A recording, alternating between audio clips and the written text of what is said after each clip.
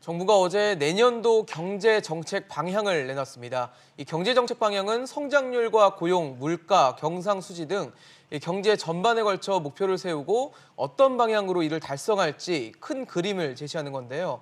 이 나라 경제에 가야 할 바를 정하는 발표이다 보니까 관심도 높고 이에 대한 해석도 분분합니다. 네, 올해도 정부의 내년 경제정책 방향이 과연 실현 가능한 것인지 또 과도한 낙관으로 현실 인식이 부족한 것은 아닌가 하는 의견들이 대립되고 있습니다. 오늘 아침 토론에서는 경제정책 방향의 내용과 과연 또 실현 가능한 목표인지 또 정부가 내놓은 정책들은 유효할지 토론해 보도록 하겠습니다. 여러분도 정부의 내년도 경제정책 방향에 대한 의견 아침 토론으로 보내주시기 바랍니다. 100원의 이용료가 있는 유료 문자 샵 3698번으로 보내주시면 저희가 토론 중간에 소개하고 또 전문가들과 함께 토론해 보도록 하겠습니다. 네, 정부의 내년도 경제정책 방향에 대해서 토론해 주실 두 분의 전문가 모셨습니다. 명지대 경제학과 조동근 교수, 한림대 경영학부 최영길 개건 교수입니다. 두 분 어서 오세요. 어서 오십시오. 네. 안녕하세요. 네. 어제 정부가 내년에 어떤 큰 그림을 그리는 경제정책 방향을 발표를 했는데 일단 두 분의 총평을 좀 먼저 들어보도록 하겠습니다. 최 교수님부터 좀 들어볼까요? 글쎄요, 그 경제학에 뭐 우리 조 교수님도 잘 아시겠지만 그 찬이성 더운 가슴이라는 그런 격언이 있어요. 무슨 근데 2020년 경제정책 방향을 이렇게 보면 경제 관료들의 어떤 찬이성, 냉철함 이런 것들이 좀 부족하지 않나 하는 이런 생각을 갖게 되는데요. 뭐 청와대나 대통령, 뭐 민주당은 뭐 선거를 앞두고 있으니까 뭐 좀 더운 뭐 가슴, 뭐 따뜻한 마음 뭐 이런 게 필요하겠지만 경제 관료들은 좀 더 차분하게 냉철하게 이 상황을 좀 보고 대처를 하는 그런 자세가 필요한데 경제정책 방향의 그 2.4%뿐만 아니고 개별 정책, 뭐 40대를 위한 뭐 일자리 정책이라든가 이런 구체적인 걸 보면 굉장히 과도한 기대만이 아니고 과도한 의욕, 과욕이 좀 넘쳐난다는 약간 좀 좀 걱정되는 그런 기조입니다. 조 교수님은 어떻게 보셨습니까? 2020 전망에 앞서서 보면은 이제 그 보고서에 2019년도 평가하는 게 그렇죠. 있더라고요. 평가가 그래서 나오죠. 일단은 이제 평가를 제대로 했나. 2019년도 이미 알려진 어떤 이제 기지의 사실인데 근데 너무 좀 낙관적으로 포장을 하더라고요. 좀 실망을 했어요. 왜냐하면 현실 인식이 적확해야 그다음에 20년을 내다보는데 19년도를 갖다 이렇게 좀 적당한 정도로 포장해서 낙관적으로 보고 해석하고 그 연장해서 20년을 보는 거는 좀 문제가 있는 것 같아요. 그러니까 구체적으로 제가 한번 들여다봤는데 뭐 이런 네네. 너무 미사여구 같은 게 나오더라고요. 19년 뭐 했냐 했더니 이제 구조적 문제를 갖다 해결하기 위해서 그러니까 누적된 구조적 문제를 해결하기 위해서 혁신적 포용 국가의 패러다임을 굳혔다. 뭐 이렇게 나오는데 이게 무슨 말입니까 도대체? 이런 얘기는 조금 너무 좀 상투적인 게 아닌가 싶고요. 포용 성장은 이해를 해요. 근데 그 혁신적이라는 형용사 왜 붙죠 보면은 이런 거야말로 좀 미사여구가 아닌가 싶어요. 그러니까 뭐 사회 안전망을 좀 넓혀갖고 좀 따뜻한 사회를 만들겠다 하는 것까지는 좋아요. 근데 혁신과 포용은 사실 양립할 수 있는 건 아닌데 이런 것도 그냥 함부로 이렇게 쓰시더라고 보니까. 그다음에 또 미안하지만은 이제 우리가 뭐 선방했다고 참 그거 나와요. 2019년도. 네. 그래갖고 뭐 OECD에서 우리가 뭐 성장률 높다 하는데 이게 참 약간 좀 미스가 뭐냐면은 미안하지만은 미국이 우리나라보다 한 12배 반이 커요. GDP 규모가. 근데 2018년도에 우리가 미국보다 성장률이 좀 낮았어요. 0.2%가. 구체적으로 우리가 2.7, 미국 2.9였어요. 네네. 근데 2019년도에 그 0.3으로 더 벌어졌어 지금. 그러니까 연속 2년 동안 우리가 미국의 성장률보다 좀 낮아요 지금요. 네네. 근데 그거를 갖고 무슨 선방했다 얘기하는 건 좀 무리가 있고요. 그다음에 또 하나 우리가 짚어야 될 건 뭐냐면 미국하고 견주지 않더라도 잠재 성장률 이하예요 지금요. 그러니까 우리 실력만큼 성장하지 못했다는 거거든요. 그러니까 그런 어떤 토대에서 이거를 바라봐야 되는데 뭐 미국보다도 성장률이 낮아진 거를 갖고 뭐 선방했다. 하방 위험이 앞으로 좀 감소할 거다. 그래서 이렇게 좀 몰고 가는 거는 이거는 좀 앞에 그 최 교수 말씀하셨는데 좀 선거 영향을 좀 받은 것 같아요 보면요. 그러니까 이제 선거 영향에서 뭐 해방될 수는 없겠죠. 하지만은 이거를 좀 우리가 보통 오버슈팅이라고 하잖아요. 네. 낙관적으로 봤는데 그게 실현되지 않으면 더 충격이 더 커져요. 그래서 좀 뭐 그 경제는 정치와 달리 아주 그냥 좀 쌀쌀하게 좀 냉정하게 그렇게 봐야 되는데 지금도 뭔가 붕붕 떠간다 이런 생각이 좀 들어요. 네네. 자, 그러면은 굵직굵직한 것부터 하나씩 좀 살펴보도록 하죠. 이제 먼저 가장 중요한 내년도 성장률입니다. 정부는 2.4%를 전망했는데 여기에 대해서는 어떤 의견이세요? 글쎄 아주 비관적인 전망에서는 뭐 민간 경제기관이라든가 외국계 금융기관 이런 데서는 1.7 내지 1.8까지 전망하는 데도 네네. 있어요. 네. 그리고 약간 중립적이라고 그럴까요? 뭐 그런 데가 이제 한국은행이나 KDI, OECD 뭐 이런 데서는 2.3%를 전망을 하는데 뭐 좀 그냥 그 중립적인 입장에서 보면 2% 초반대는 성장할 것이다. 그러니까 그거는 금년보다는 좀 나을 거다. 그리고 그 근거는 설비 투자라든가 수출이라든가 이런 것들이 기저 효과 등에 의해서 조금 나아질 거다. 이런 전망에서 2% 초반대는 가능하다고 봐요. 근데 이런 이제 2.4%를 얘기하면서 그 홍남기 부총리가 여기에는 정책 목표도 얹혀져 있다 이렇게 그 인정을 정책 하거든요. 의지가 들어가 있다. 예, 정책 의지가 예. 들어가 있다 이런 건데 그게 뭐 0.1 내지 0.2%포인트가 이렇게 얹혀져 있을 수 있겠죠. 그래서 근데 이 부분에 대해서 좀 얘기를 한다면 우리가 정부 스스로도 하듯이 3만 소득 국가에다가 5천만 네. 인구로 따지면 뭐 7번째라는 거 아니에요? 네, G7 국가 이러는데 그러죠. 이런 나라들에서 실제 이런 성장률 목표치를 정해놓고 정부가 드라이브를 거는 이런 나라가 어디 있겠는가? 왜 굳이 그래야 될까? 그러니까 정부가 정책적으로 개입을 해야 되는 거는 아까 말씀하신 잠재 성장률이라든가 경제의 어떤 애로 요인을 이렇게 좀 이렇게 정부가 정책적으로 뚫어주기 위해 가지고 제도 개혁을 한다든가 뭔가 어떤 그 분배 개선이나 일시적인 경기 부양을 해서 재정을 좀 투여해 준다든가 이런 어떤 제한적인 개입으로 나가야 되는데 이건 2.4%라는 목표치를 정해놓고 모든 분야에서 정책적으로 이게 대응을 하겠다고 나서면 정부가 너무 분주해지는 거죠. 그야말로 경제를 살리기 위해서 동분서주하는 경제 관료들이 마음으로는 이해가 되지만 이게 경제에 정말 덕이 될까 독이 될까 하는 거 아까 오버슈팅 얘기하셨는데 그 정도는 아니라 하더라도 약간은 좀 냉철함 그럼 좀 이게 기업에서 보면 영업팀들은 막 그 목표치를 높게 잡고 막 드라이브를 걸잖아요. 뛰죠. 네. 그렇지만 재무팀들은 좀 냉정하게 그래 숫자로. 숫자로 쿨하게 이거를 좀 비관적으로도 보고 우리가 뭔가 좀 더 노력을 해야 된다는 이런 좀 어디선가 안정적으로 지키고 있다는 이런 안정감을 줘야 되는데 정부가 뭐 선거를 앞두고 있으니까 정부 여당은 그럴 수 있는데 경제팀들은 좀 더 차분하게 오히려 네. 이렇게 좀 기업의 재무팀들처럼 미운 얘기도 좀 하고 뭐 욕도 좀 먹고 뭐 이런 어디선가 그게 있어야 된다는 거죠. 근데 경제팀까지 그렇게 같이 막 약간 좀 부안해동을 하면 좀 국민들은 걱정을 하게 되지 않을까 이런 생각이 좀 있습니다. 네네. 교수님께서는요? 근데 경제 성장률은 사실 전망치지 목표치는 아닌데 네. 지금도 우리가 목표치로 조금 생각을 하고 있어요. 목표치가 아니다라고는 말 못하지만은 전망치에 가깝습니다. 그렇지 않겠어요? 그다음에 또 하나 뭐냐면은 좀 지나간 얘기를 해보죠. 아주 과거 아니에요. 바로 1년 전이면 현재죠. 2019년도 성장률 전망치인데 한은이 무려 3번을 하향 조정을 했어요. 이게 뭐예요 도대체? 창피하지 않았어요? 하는 관계자분들. 전망을 잘 못했다는 네, 그러니까 얘기겠죠. 2.9, 2.8, 2.7, 2.6 내려왔는데 그러면서도 지금 2% 보면은 거의 또 못 맞춘 거예요. 그러니까 3번을 수정하고도 하향 조정이죠. 그러도 못 맞췄어요. 이게 잘못하면 뭐 내질러 보고 그때 이렇게 뭐 몇 개월 간격으로 이러니까 이렇게 내리고 그러면은 아주 그 신뢰라는 게 말이 아니죠. 그러고 그 목표는 뭡니까?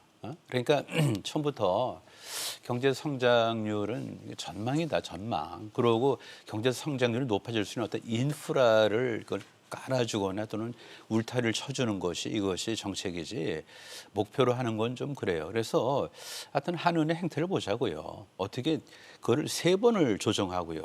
그러고도 못 맞췄어.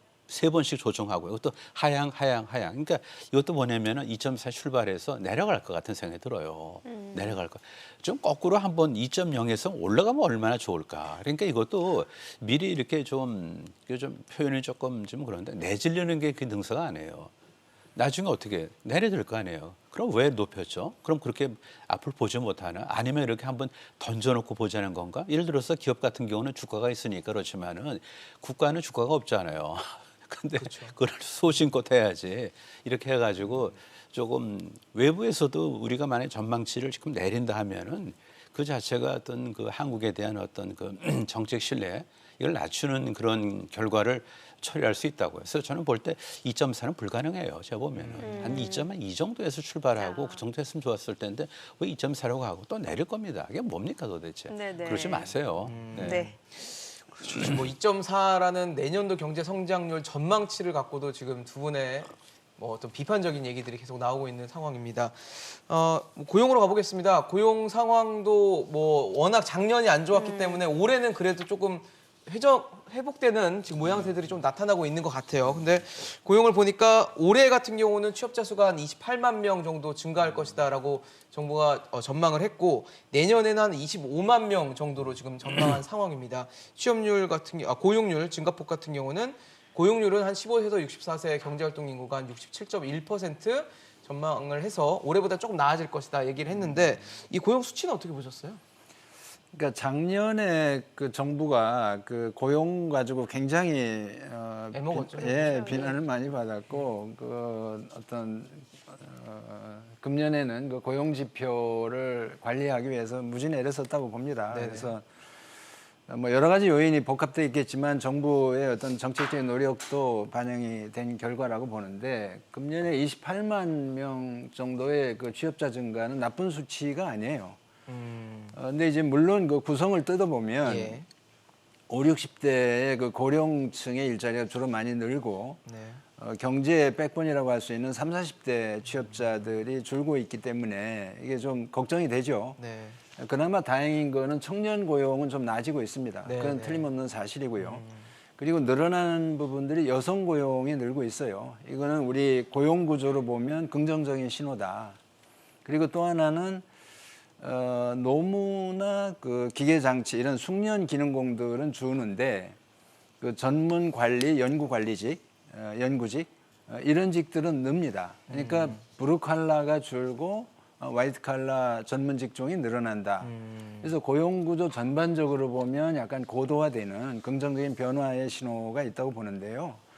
내년에 이제 25만 명을 예측을 하고 있어요. 예. 이것도 약간 성장률을 2.4%로 이렇게 목표할 때 거기 이제 목표치 정책 그 타겟을 설정했듯이 25만도 저는 한 3, 4만 명 정도는 정부의 정책으로 이렇게 끌어올리겠다. 뭐 이런 의지가 반영되지 않았을까.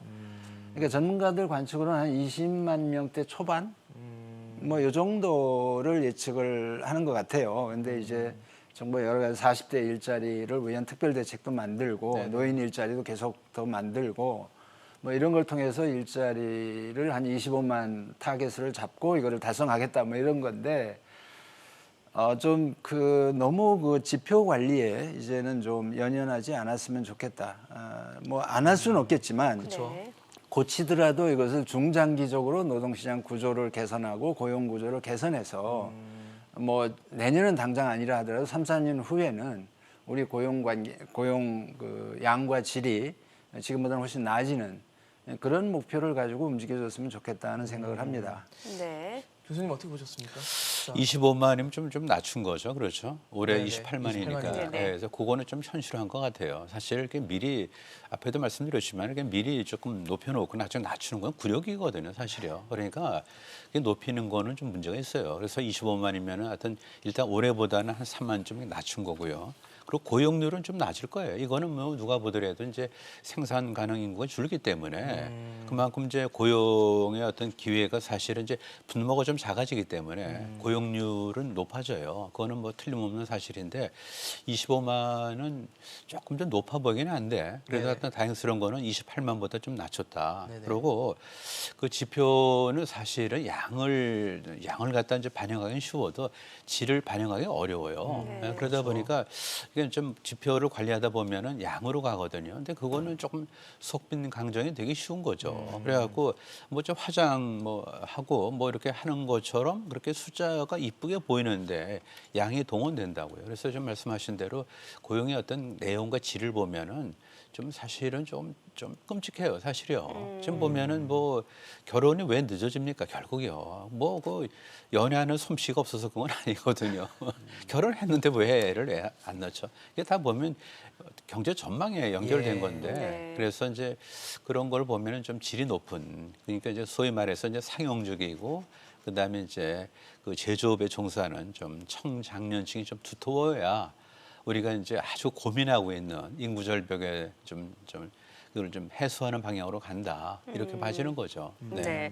참 40대 일자리에 대해서는 또 얘기를 해봐야 될 것 같아요. 사실 뭐 이게 고용이 좋아졌다라고는 할 수 있지만 40대 일자리는 또 그렇지 않거든요. 그러니까 정부도 거기에 이제 굉장히 주목을 하는 것 같고요. 네. 그 대통령 스스로가 그야말로 일자리 하나 투자한 몫이라도 일일이 다 챙겨라. 그 40대에 대해서는 전수조사를 해서라도 이 고용 부진의 특별대책을 원인이 내라. 뭔지 이게 특별 대책을 아이가 내년 상반기 중에 뭐 아마 봄철에 나올 3, 4월 중에 3월 나올 정도로 것 아마 같, 예정이 그렇게 된 나올 것 것 같더라고요. 같은데요. 예. 거기서 그런 의지는 저는 높이 삽니다. 나는데 그 크게 보면 우리가 20, 30대 청년 고용 대책을 지금 굉장히 세게 하고 있거든요. 그리고 5, 60대 고령자 노인 일자리를 위한 그 정부 지원도 굉장히 많아요. 그 1조 원 넘게 지금 투자를 하고 있습니다. 그러면은 나머지 인구 집단이 3, 40대인데 3, 40대를 위한 별도의 또 고용 대책을 세운다면 이게 무슨 의미입니까? 그래서 그건 뭔가 좀 비정상적인 거거든요. 3, 40대의 고용 문제를 접근할 때 그거를 그 사람들의 일자리를 만들어준다 이렇게 접근하기보다는 예. 우리 경제가 큰 전환기에 있고 제조업 경쟁력이 약화되고 있고 자영업 부분이 이렇게 뭔가 전환의 과정을 겪고 있기 때문에 거기서 핵심 인력층이라고 할 수 있는 3, 40대 일자리들이 지금 많이 유실이 되고 있는 거거든요. 그렇죠. 그래서 이거에 관한 대책이라는 거는 우리 노동시장 구조를 전반적으로 이렇게 좀 픽스하는 업그레이드하는 그런 대책으로 접근을 해야지 3, 40대 일자리를 직접 만들어주려고 정부가 대드는 거는 잘못된 접근일 수 있다. 그래서 40대의 대책을 세우더라도 이 사람들의 직업 전환을 위한 어떤 고용 서비스 여기에는 단순히 직업 알선만이 아니고 이 사람들의 교육 훈련을 위한 직업 전환을 위한 교육 훈련 프로그램을 강화하는 거라든가 아니면은 3, 40대들이 지금 있는 일자리를 잘 유지할 수 있도록 기업들이 이 사람들의 고용을 유지할 수 있도록 노동 비용을 낮춰주고 이 사람들의 인력 운용을 좀 유연하게 해줄 수 있는 네. 그런 어떤 두 가지 부분에서의 근본적인 체질 개선 노력을 하는 것이 우리 어떤 노동 시장을 개선하는 동시에 3, 40대들의 일자리를 개선하는 그런 정책이 되지 않을까 이런 생각입니다. 그래서 너무 서둘지 않았으면 좋겠다. 네네. 서둘지 않았으면 좋겠다라고 평가를 해주셨어요. 조 교수님 어떻게 보셨어요? 40대 특별 대책? 근데 사실 말씀 들어보면은 뭐 전 연령별로 맞춤형. 근데 그거 참 말은 참 좋아요. 어렵죠. 연령별로 맞춤형. 그러니까 뭐 20대, 30대, 40대 노년 이게 가능합니까? 이게 맞추시면 보면 그게 안 좋겠는데. 돼요. 그러니까 보면 네. 우리가 먼저 해야 될 게 뭐냐면 사실 국가가 개입해서 해야 될 게 노년층이에요. 그건 맞아요. 그렇지 않습니까? 그러니까 네. 사회적 일자리 등등은 맞는데 그다음에 또 처음에 이제 발을 딛는 어떤 이제 뭐 예비 어떤 이제 사회 이제 진출생 포함해서 이제 처음 발을 딛는 거기는 맞는데 3, 40대는 국가가 할 수가 없어요. 다 해도 안 되는 거고요. 그걸 어떻게 연령별로 그러면 그게 가능합니까 도대체? 이게 좀 약간 인식 자체가 잘못된 거고요. 그럼 근본적으로 보면은 직업이 뭡니까? 일자리가 뭐예요? 그러니까 부가가치가 만들어지고요. 그걸 팔아서 현금화해서 기여한 사람한테 나눠주는 거예요. 그러다 보니까 일자리는 기본적으로 정부에서 만들 수가 없는 겁니다. 지금 정부가 부가가치를 만드는 주체가 아니잖아요. 지금요. 그러니까 기업이 부가가치를 만드는 주체이기 때문에 시장 활력, 민간 활력 이게 거저 나온 얘기 아니라고 뭐예요. 거저 나온 얘기가 아니라고요, 지금요. 그걸 우리가 지금 너무나 뻔한 어떤 이제 그 객관적인 사실을 좀 조금 뭐 좀 놓치고 있죠. 그래갖고 무슨 설계를 해서 뭐 연령별로 무슨 이렇게 뭐 사회복지하는 식으로 국가가 뭐 직업을 만들어서 이거를 갖다 그런 생각을 버려야 되고요. 또 하나는 뭐냐면은 지금은 컨베이어 벨트가 아니잖아요, 보면요. 그러니까 어떤 형태로든지 서비스업에 좀 비중이 커져요. 그러면은 이제 새로운 어떤 비즈니스 모델이 나와야 되는데 그런 쪽으로 좀 못 나오게 좀 우리가 막고 있잖아요. 말은 혁신하지만은 혁신에 반대되는 어떤 그런 그 세부적인 내용이 얼마나 많습니까? 그런 거 보면은 그냥 구두적인 어떤 그 립 서비스예요. 마치 국가 연령별로 설계를 해서 모든 계층에 일자리 줄 수 있다고 생각하게끔 하는데 그거는 절대로 안 되는 겁니다. 그러니까 노인하고 청년은 제가 양보라고 이해를 해요. 네네. 하지만 중간 계층 시장에서 맡겨야 되고 시장에서 해결해야 되고 그다음에 부가가치를 만드는 기업에서 그걸 만들어야 되죠, 일자리를. 그다음에 지금 말씀드린 대로 이제 퓨전, 그죠? 경기에서 나온 거기 때문에 좀 생각을 좀 바꿔야 돼요. 서비스업을 갖다 좀 키워야 되는데 조금 안 하고 있잖아요. 타다 뭐 나오다 말고 규제 샌드박스 뭐죠? 규제 박스가 돼버렸어요. 샌드가 빠져지고. 네. 그게 뭐예요 도대체? 머리가 하나도 없어. 가보니까 그냥 무슨 뭐 그러니까 안 되죠. 그러니까 이게 조금 자꾸만 디테일을 갖다가 좀 얘기하다 보면은 디테일 간에 엉켜요. 우리 이제 경제학에서 이제 과다 식별 이런 얘기를 해요. 오버 아이덴티피케이션. 절대로 할 수 없어요. 모든 그러니까 할 수 있는 것만 하고 나머지는 시장에 맡겨야 되는 겁니다. 네. 사실 뭐 올해 경제를 보면은 뭐 여러 가지 어려움이 있었습니다. 대외적인 어려움도 있었고 그다음에 구조적인 변화도 있었지만 아마 뭐 건설 투자, 설비 투자 이 투자 부분의 부진이 올해 경제의 또 어려움으로 좀 연결되지 않았나 싶은데 내년에는 설비 투자를 좀 늘리는 뭐 SOC를 강화한다거나 투자한다거나 이런 식으로 좀 경기를 부양하겠다고 했는데 사실 원래 문재인 정부는 건설 토목에는 좀 경기 부양 안 쓰겠다라 했었으니까 좀 정책 기조도 바뀌는 게 아닌가 싶거든요.